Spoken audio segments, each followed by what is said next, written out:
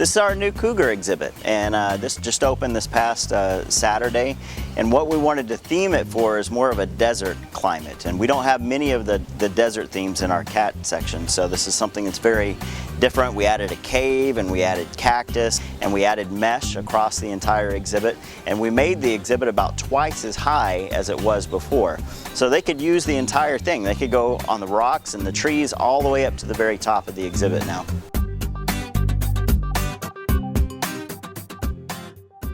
Cave feature is something that our curator, Holly Coulihan, decided that she wanted to try, and so we kind of gave some input on that. But basically, guests can walk into this cave right into the cougar exhibit.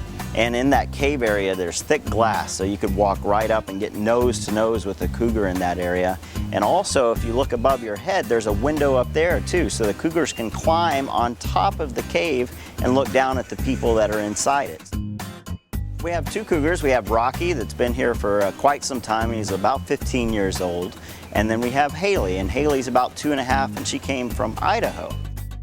Cougars range all over the western part of the United States, everywhere from the southern part of Canada down through the U.S. into Central America and South America. So they have one of the largest ranges out of any cat.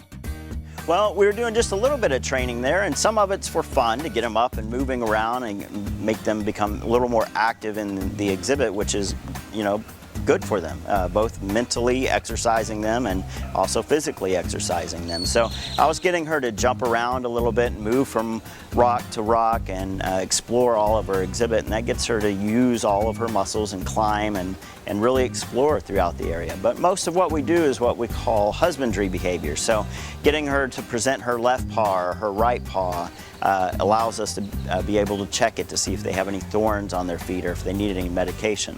Also getting her to open her mouth allows us to check her teeth.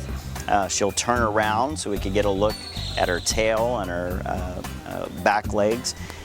Now, with the new exhibit, visibility has improved quite a bit. You could usually find a cougar out on the exhibit, but don't just look at the ground. Look all the way up at the very top of the rocks. And we've built the exhibit in a way where there's really not any blind spots or any spots that you can't see the cougar in. So just spend a little bit of time and look up high in the rocks and look in the shade, and you're bound to find at least one of the cougars out there.